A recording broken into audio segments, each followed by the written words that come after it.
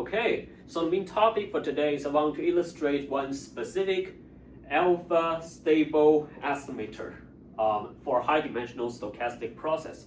And I also want to illustrate why this specific kind of method is not useful for estimating the self-similarity index in high-dimensional stochastic process. So at first I want to illustrate what we call the self-similarity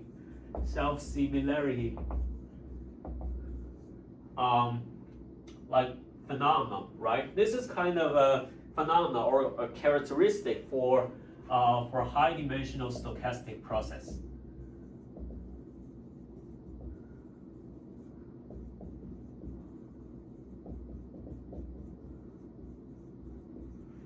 So at first, maybe high-dimensional stochastic process is too high-dimensional, so high. So we might not very easily understand. So we want to illustrate what is self-similarity in one-dimensional stochastic process. So that's provide a very nice beginning, right? So we can have some examples. So we can say Wt is a stochastic process, and this is a time. So some stochastic process may have trajectory like that. So it is very stable, and up and down, up and down, up and down, up and down, up and down, up and down. So it's very like how to say, it's like Brownian motion, right? It's like Brownian motion. So, however, if we get the self-similarity, it's like we get a small portion for this process, and we elongated it. So now we want to focus on this specific proportion. It's like a smaller time scale. And what it looks like is like want to expand it in here. So want to expand it in here. So what's happening is like, well, it is no longer look like this. So it looks like it's going down and up and down, right? So want to expand this interval to elongate it. And we say, well, this process and this process looks pretty different. It's not exactly the same. So we don't say this kind of stochastic process is self-similar. So what is self-similar? So we want to have another example. So like that. It's called W2T. It's T. But it might look like, well, it starts with some position here. So it looks like, for example,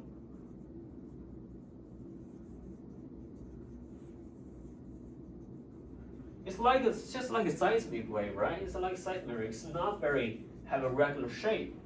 However, we might lose some detail here. But if we get a smaller time scale, no matter how small it is, like this kind of small scale, and we expand it into a longer time scale, it's like we want to have it here. So what it looks like is still something like that, have a similar shape. It has a high shape here, but some details here are expanded like that. So we can see, well, this two time scale looks pretty similar. So this is why we call it self-similar. So no matter what scale we get, or we might get a smaller scale here, but it still looks like that. Okay, so that's self-similarity in visualization. And we definitely have a mathematical formula to summarize this kind of phenomenon. So what we use is like we define it in that way. So let's say X is a high-dimensional, it's a d-dimensional stochastic process, and we have a time scale like t, right? So we just change Wt to xt. And what's next? What's next is we want to have a constant a. So a here is how wide our interval choose are, is the time scale. And what's happening is like it has the same distribution as xt, but times we say a to the power of h. So this is a definition, mathematical definition for self-similarity process. So we just gave it a name. So this is the expression one. Expression one, self-similarity. Okay. So what is that? What it says is like, well, even we have a very wide scale, but we can transform into a short scale by a spatial parameter. So this is the self-similar, which means like, okay, this is AT, this is T, but even we expand it to AT, but it just looks very similar to here. We just times a constant, so they are distributed in distribution. They are similar, equal in distribution. So that's a self-similarity, okay? So next we want to talk about what is called a stable. What is alpha stable? It's like a power decay. So many mathematicians know if a decay is equal to power decay, then it has a very, very high tail, very heavy tail, very fat tail, right? So, but how to define it by stochastic process? We define it in this way. So x1 is one, like we can say a random vector is x1, and x2 to like xn, they're all like IID random vectors. So they are not random variables, they just, all of them are RD, okay? So in this case, what we want to talk about next is like, if we add up x1 plus 2xn, then what next is like, will have the same distribution, as x1 times, well, we just times m to the power of alpha and plus what we call dm. So dm is a constant vector, but normally we can remove it. So we don't need this, we don't know this term. Once we know it's like, it is strict stable, or it's like symmetric stable. So once we know it's symmetric stable, we can delete this term, which is the 99.99% of cases in a study. We don't need this term, so we just need this term, okay? So this is the definition for stable index, which is the alpha here. So alpha is the stable index. So this is also a definition. So we want to place it here. So if xi plus xn is equal in distribution to x1 times n to the power of alpha, and this is we call it expression 2. So this is also another definition. So here we have the self-similarity index h, and we have the stable index alpha. Okay, so that's the definition. So this paper is written by Mohammad Mohammadi and also Adel Mohammadpour. So these two authors give us a like very detailed planning of how to estimate the alpha, which is the alpha expression 2. So I want to illustrate his method of how to do that practically. Okay, so in practical cases, so it's not ideal. It's like we observe a lot of discrete time random vectors. So what data we have is we have x1 to xn. So we have a lot of data, and n is usually equal to, we say it's equal to m plus 1 times n. Okay, so it's like it can be factorized into two smaller index. So that's a structure. I want to say from this kind of like a random vector data, how can we estimate alpha and h? So what Mohammadi's method doing is he first to make a like separation for this kind of data. So it goes into, we define a new random variable called yi. So what is yi? Yi is just like a collection of random variables of x. So we can define it as j from 1 to n. So it's m lengths of the x in time.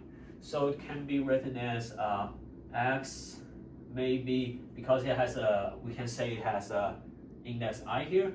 So here is like m minus 1i. So this defines what's the location in a whole series, and then plus kind of like plus n plus j. So what is that? What does this expression mean?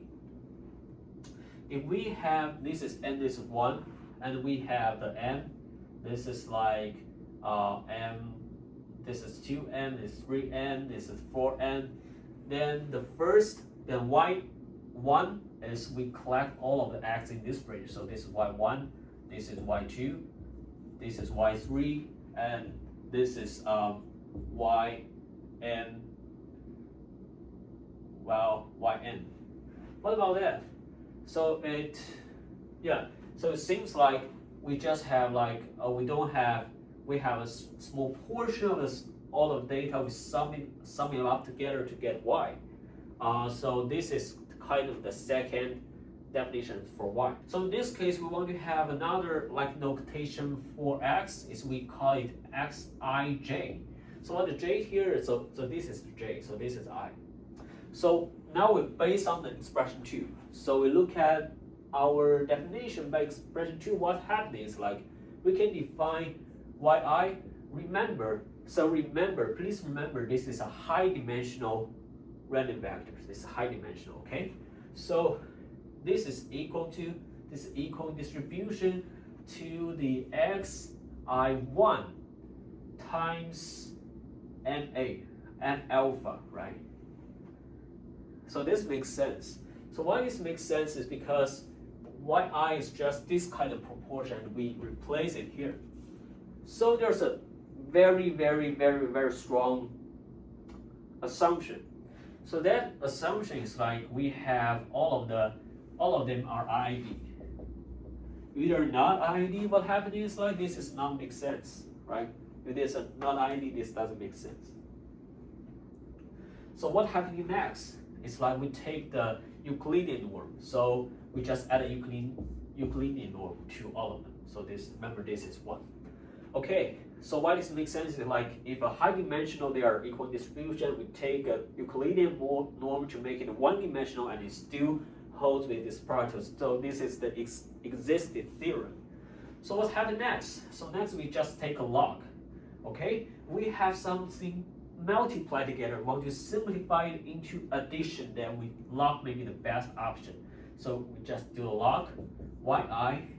So this is equal distribution to alpha log n plus log xi1, right? So this also makes sense. This also makes sense. So now we define new definition. Maybe we just get a new definition. We call it the percentile or quantile. We can call it quantile or percentile. So this is in probability theory. So what is P? P is like P is the PDF. It's the PDF, or we can say, maybe we say it's CDF. It's a cumulative distribution for some kind of random variable. So this is equal to the large P, which is the probability. So what is the probability here? So it's a probability of, we define it for any random variable z. Okay, we want to define new things. So it's like z smaller equal to the percentile p z. Okay, so this is the definition for CDF. So it's like for all random vector z. Okay. So why we want this definition in this paper? So what Mohammadi does is like he is actually applying this to here. So once we have z can be replaced by y or x, right? So we want to simplify the definition here. So we don't want I here. We just remove I because I is like it's like for all I, right? So we just like with loss of generosity. So what's happening is like the P is equal to the probability of log y. This works is smaller or equal to P log y. Right? We just make it very, very clear what's happening. And so what is that? That is also equal to by this kind of expression. So we call it 3. So by 3, by 3. This is also equal to the probability of log x, x1 smaller equal to something. And this kind of smaller equal to something leads to, so this still percentile, and this is constant term, so we can like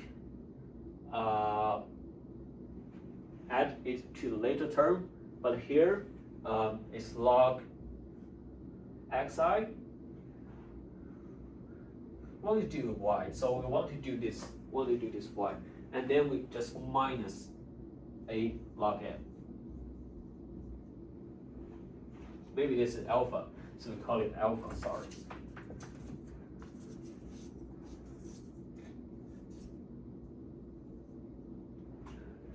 Is this correct? Actually, I made a mistake here at the beginning because this is not alpha, this is 1 over alpha. So I really apologize for that happening in this expression, so you can see.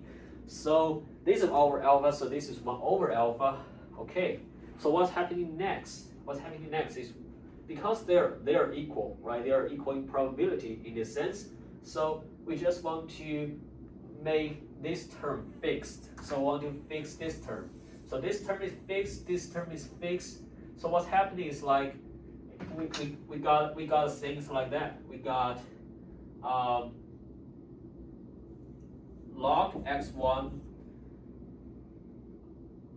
plus 1 over alpha log n is equal to log y, right?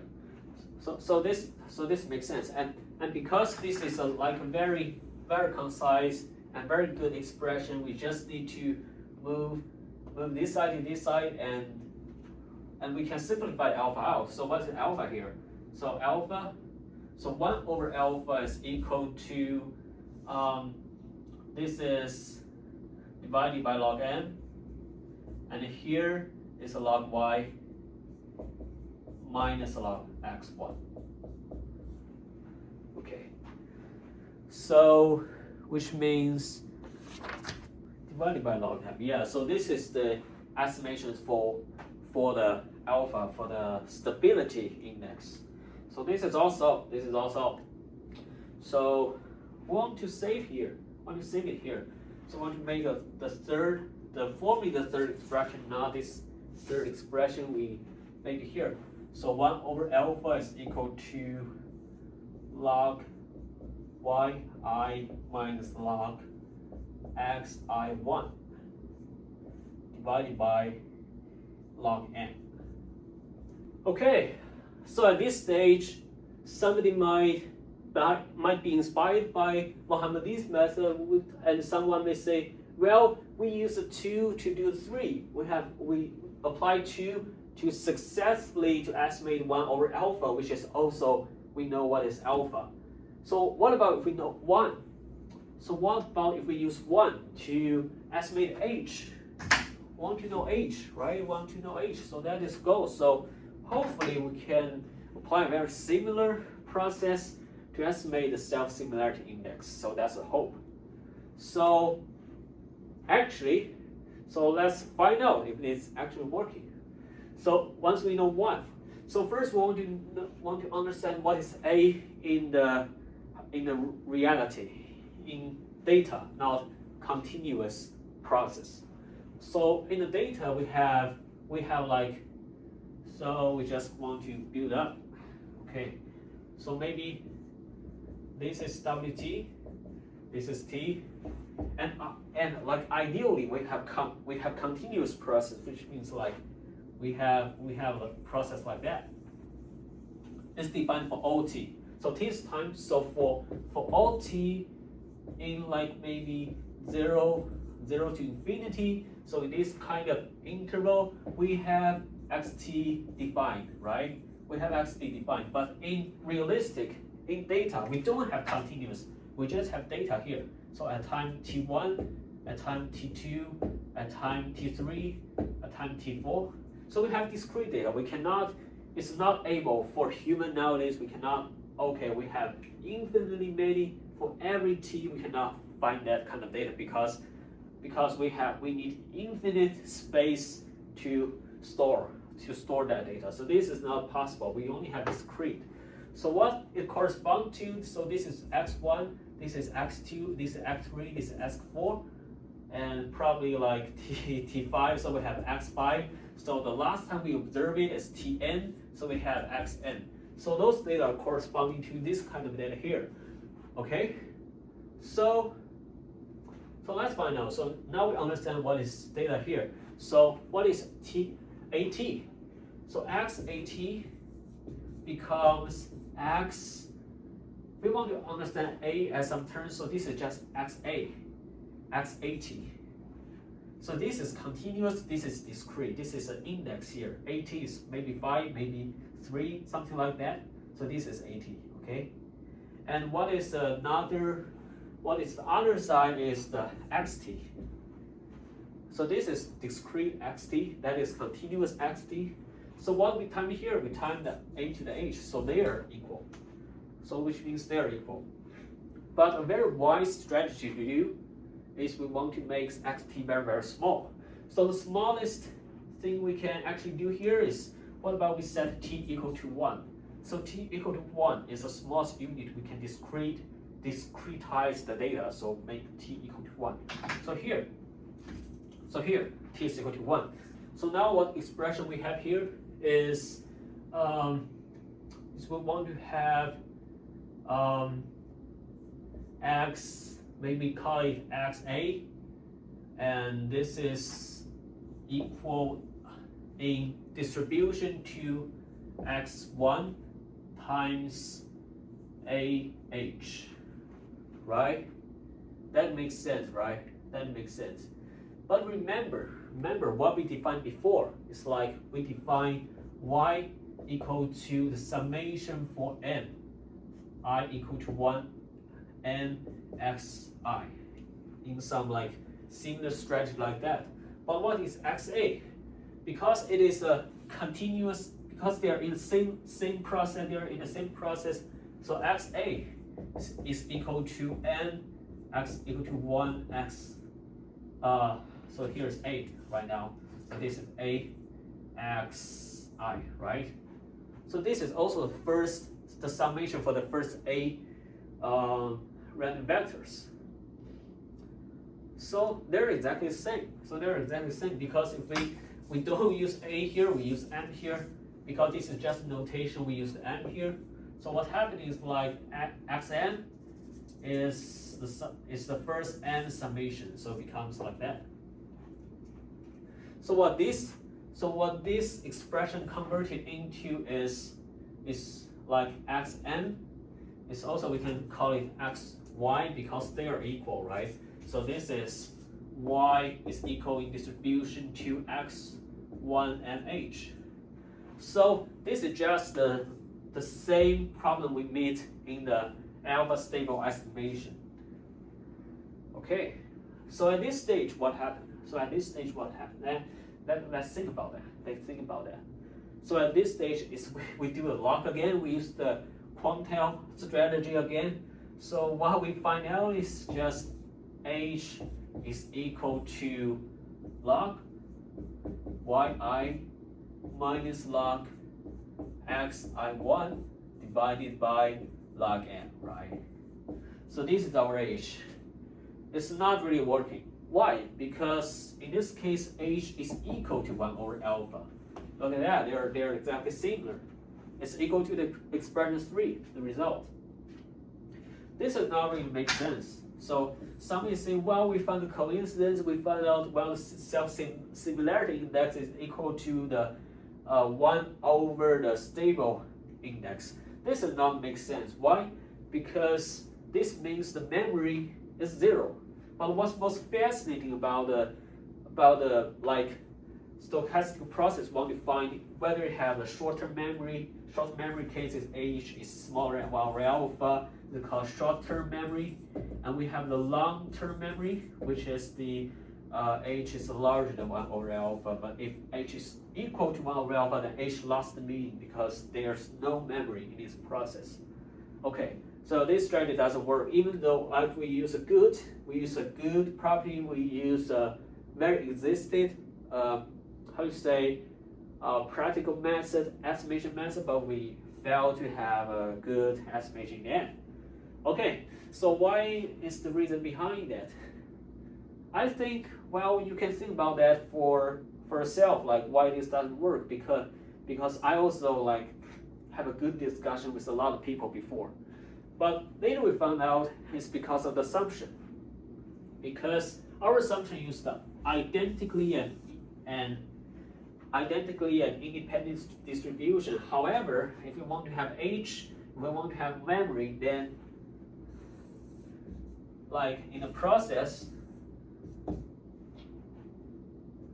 from T1 to Tn, Tn is not independent of Tn minus 1. Instead, it is determined a little bit by it, or determined by some other Tn minus I, determined by its previous steps. So it doesn't have the Markov property. Markov property fails.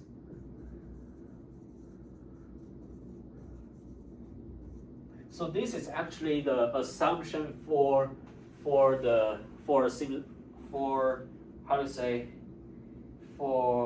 process, stochastic process with memory.